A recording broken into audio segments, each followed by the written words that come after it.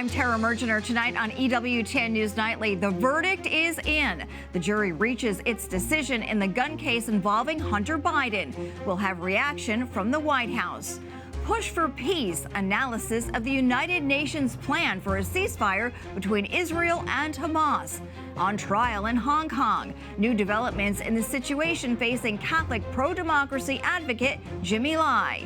And the sky's the limit. The Holy See is set to honor the Belgian priest credited with inventing the Big Bang Theory. These stories and more tonight. From EWTN, the Global Catholic Network, this is EWTN News Nightly. And thank you for being with us on the Feast of St. Barnabas the Apostle. I'm Tara Mergener in for Tracy Sabol. Our top story tonight, President Joe Biden's son Hunter is now a convicted felon. Earlier today, a Delaware jury found him guilty of lying on a gun purchase form in 2018. Hunter denied being a drug addict when he was. And now the president's son faces up to 25 years in prison when he is sentenced. White House correspondent Owen Jensen reports. Owen. Tara, even though Hunter Biden now faces more than 2 decades behind bars, first-time offenders do not get anywhere near the maximum. And tonight it's unclear whether Hunter Biden will serve any time in prison. That said, President Biden said in a statement after the verdict that he and the First Lady will always be there for their son, quote, with our love and support, and he said he will accept the outcome of the case. Not speaking to reporters, Hunter Biden leaves the courthouse holding hands with the First Lady and his wife, heading to waiting SUVs and driving off. Moments earlier, a jury found Hunter Biden guilty of lying to a federally licensed gun dealer, making a false claim on the application by saying he was not a drug user, and illegally having the gun for 11 days. This case was not just about addiction, a disease that haunts families across the United States, including Hunter Biden's family. This case was about the illegal choices defendant made while in the throes of addiction. More children are killed in America by guns than cancer and car accidents combined. The verdict came shortly before President Joe Biden was scheduled to give a speech on gun violence at a conference hosted by Everytown for Gun Safety in Washington, D.C. It's time once again to do what I did when I was a senator. Ban assault weapons.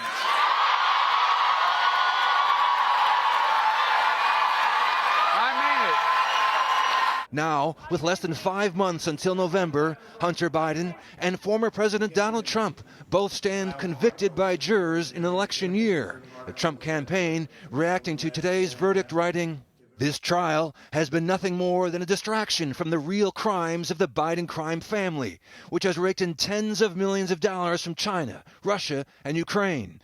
Crooked Joe Biden's reign over the Biden family criminal empire is all coming to an end on November 5th, and never again will a Biden sell government access for personal profit." And former President Trump will be sentenced himself next month. Now, in a statement after his own conviction today, Hunter Biden said he's grateful for the support from family and friends, but disappointed by the outcome, and that, quote, recovery is possible by the grace of God, end quote. Meanwhile, his father, President Joe Biden, heads to Italy tomorrow for the G7 summit, and we're told that he will meet with Pope Francis. At the White House, Owen Jensen, EWTN News Nightly.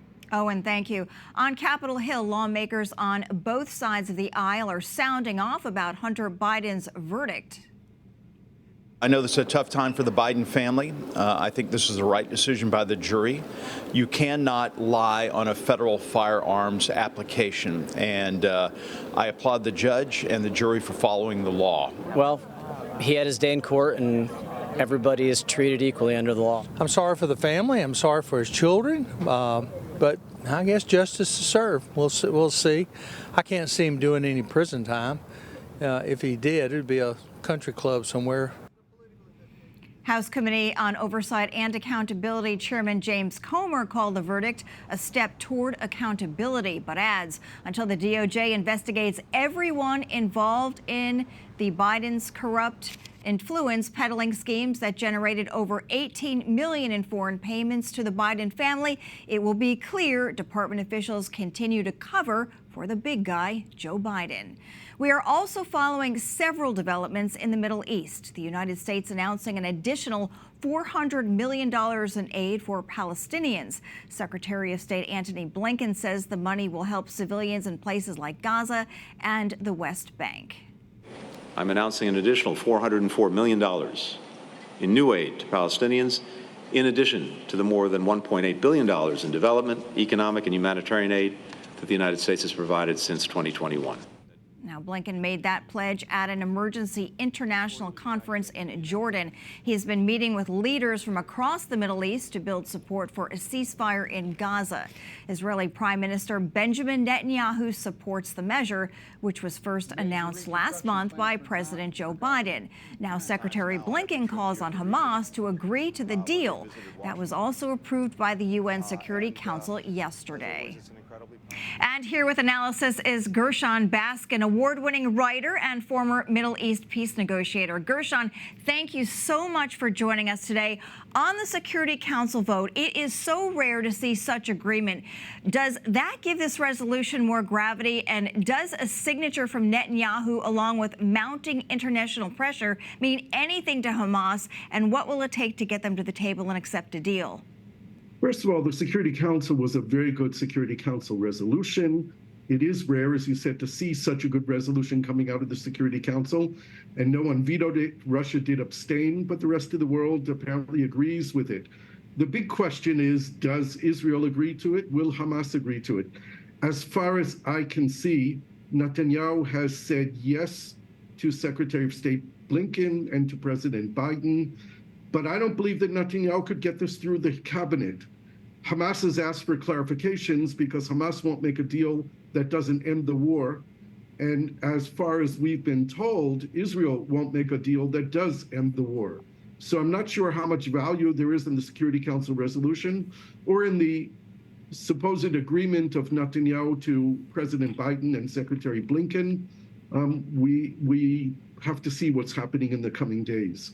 All right, going back to Saturday, how does the hostage rescue at Nuseirat impact negotiations and the psyche of both sides? First of all, there's a lot of pressure on Netanyahu to continue with the war effort, believing that only the war effort will release the hostages. That, of course, is coming from the right wing of his government and from the right wing of the Israeli public. And the majority of the Israeli public wants this war to end and wants a deal to bring the hostages home.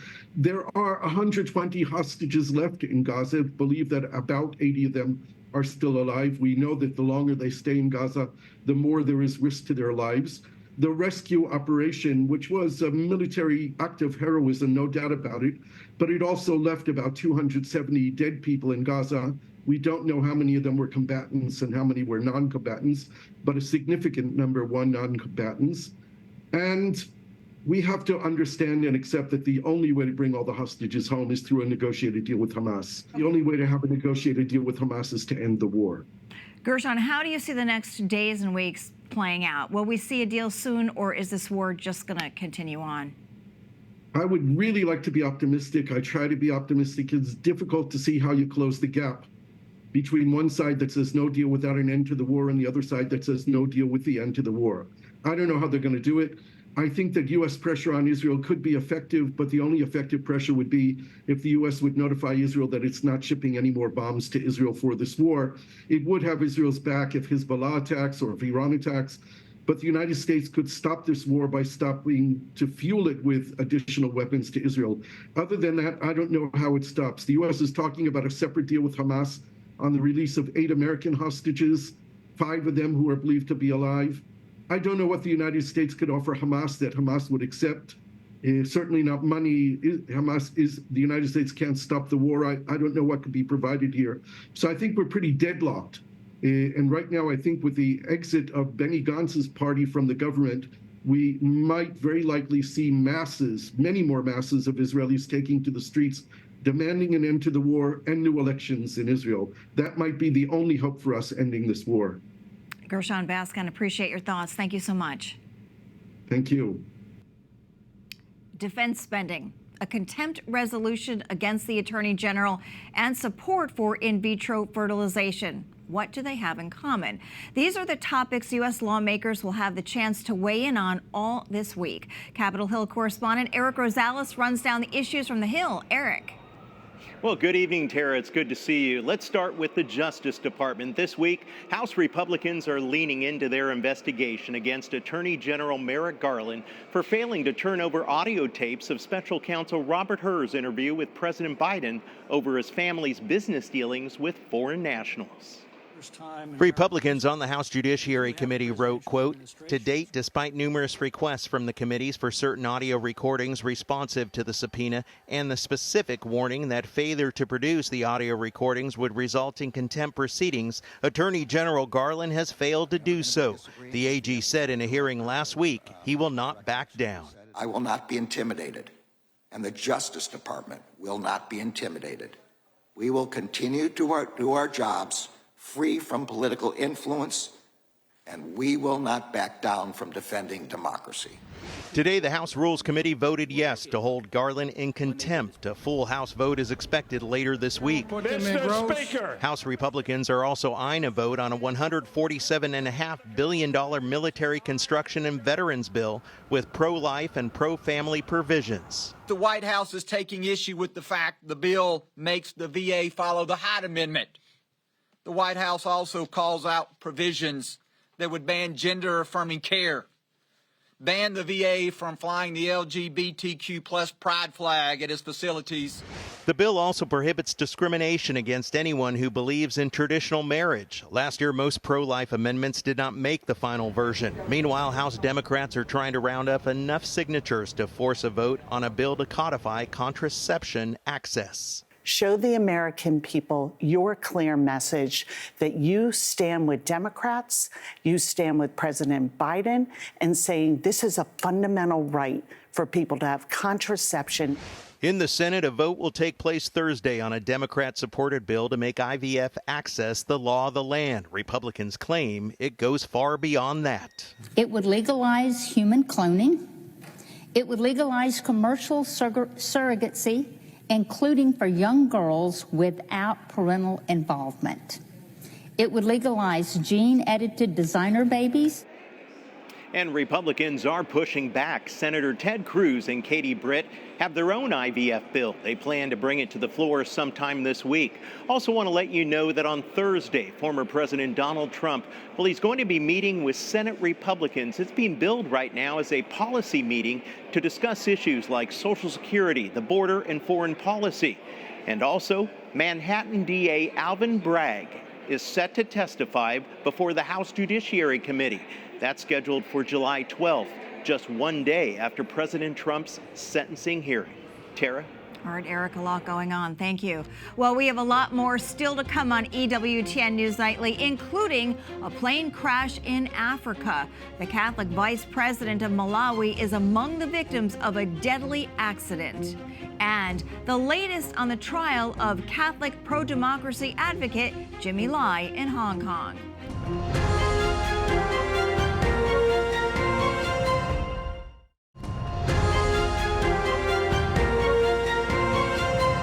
Malawi's president says its vice president is among those killed in a plane crash. Words cannot describe how heartbreaking this is, and I can only imagine how much pain and anguish you all must be feeling at this time. The vice president was described as a devout Catholic. He had a wife and 2 children. The plane went down after flying through bad weather in a mountainous region. All 10 people on board were killed. He was 51 years old. Well, it's fight for freedom that led to prison. Jimmy Lai gave up the life of a billionaire to become a dissident.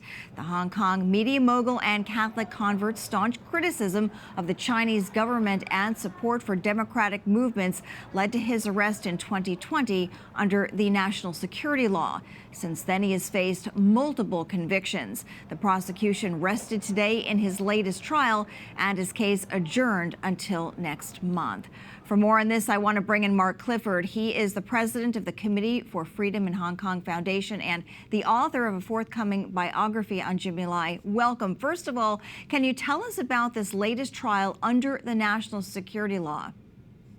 Yeah, well, first of all, thanks for your interest in Jimmy. He's a 76-year-old man who, as you said, is a Catholic convert who's been in solitary confinement for most of the last 1,200 days that he's endured imprisonment in Hong Kong.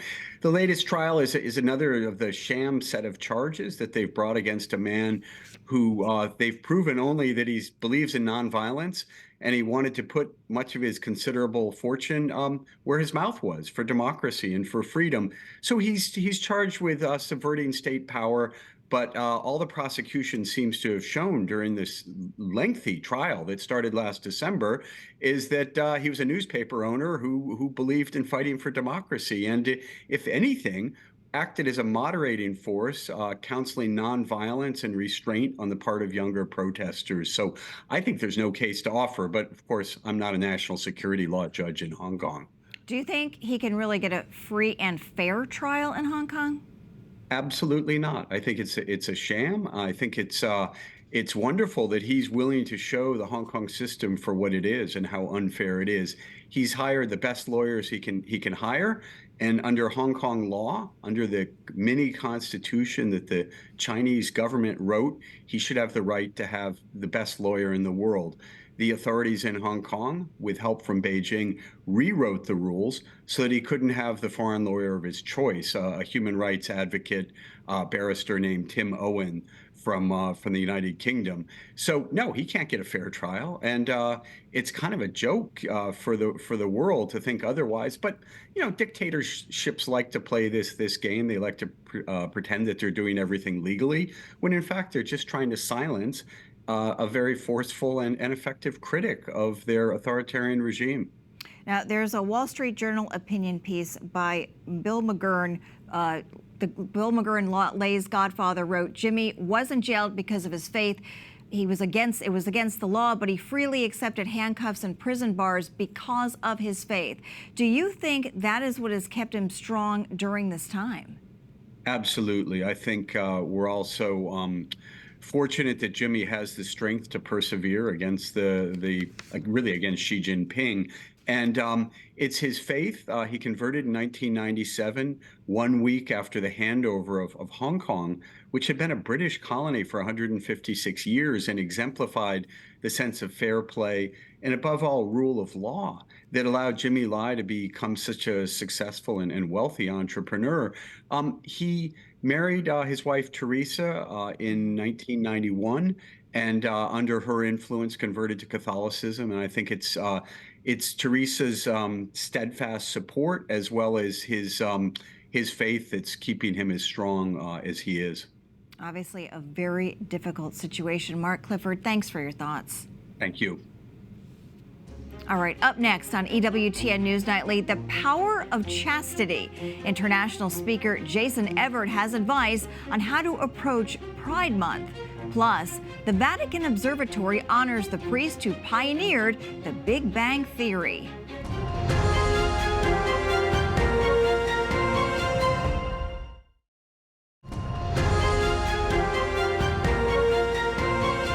A recent article examines how best for the faithful to handle tough conversations during Pride Month. In an interview with our Sunday visitor, international chastity speaker Jason Everett said, "We should remember June is devoted to the Sacred Heart of Jesus."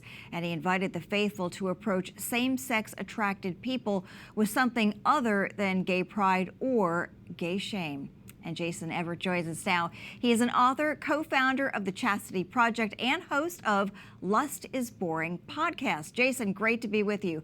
First off, you say to approach Pride Month with something other than gay pride or gay shame. What do you mean by that?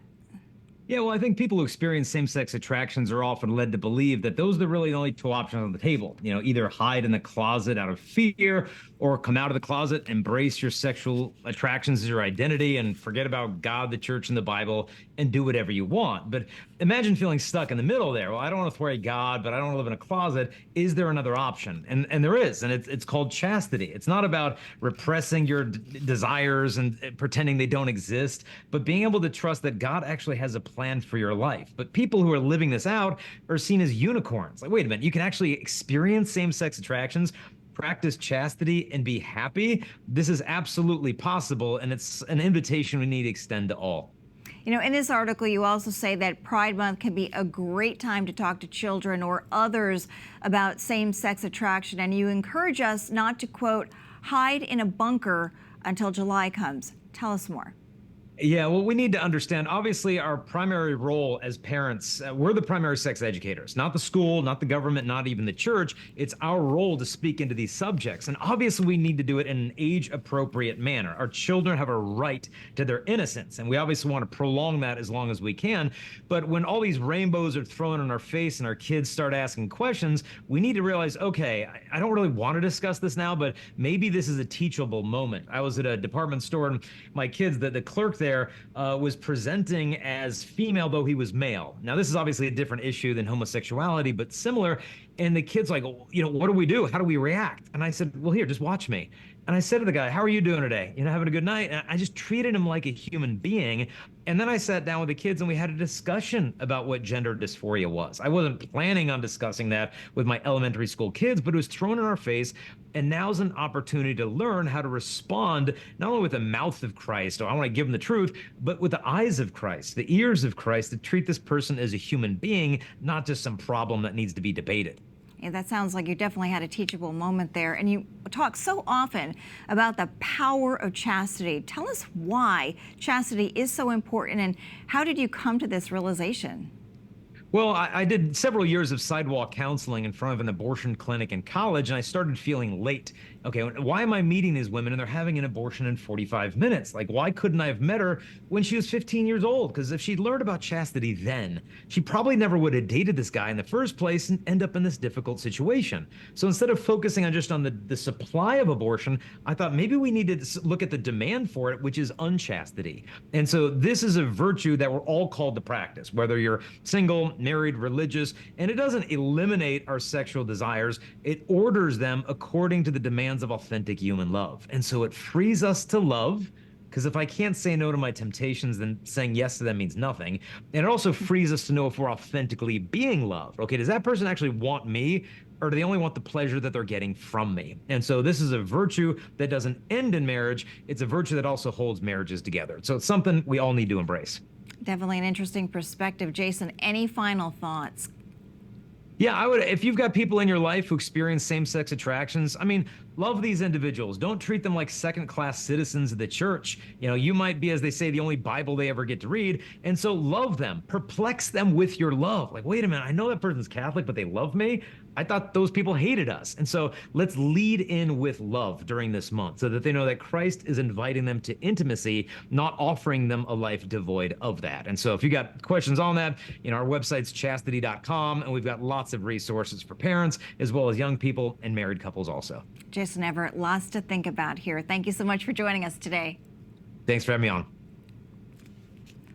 All right, finally tonight, the Vatican Observatory is honoring the legacy of the Belgian priest who discovered the Big Bang Theory. EWTN Vatican correspondent Colin Flynn has more. Georges Lemaitre may not be a household name, but this Catholic priest's groundbreaking scientific theory changed the way the world understands the origins of the physical universe.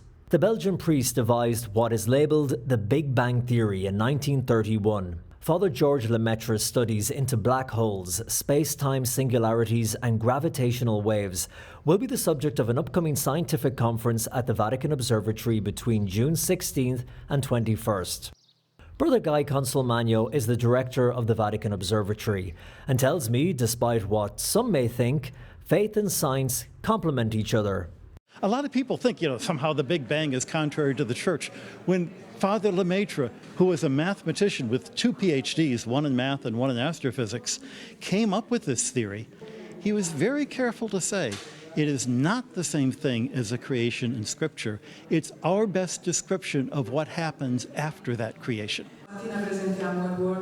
At the Vatican press conference today, the observatory announced the scientific conference will be attended by Nobel laureates, cosmologists and theoretical physicists. Famous experts all coming together to celebrate this priest and scientist who, despite having achieved so much, has for the most part stayed out of the limelight. But Lemaitre was so humble about the work that he did that when he translated his work into English, by then Hubble had made the discovery that Lemaitre had predicted. And Lemaitre himself removed that part, with the most exciting part of the paper, thinking, Hubble's already done that. You don't need to know about me anymore. Rather than saying to the world, ha, I was there first, he let Hubble take the credit for actually making the observation. To find out more, you can visit VaticanObservatory.org. In Rome, Colm Flynn, EWTN News Nightly.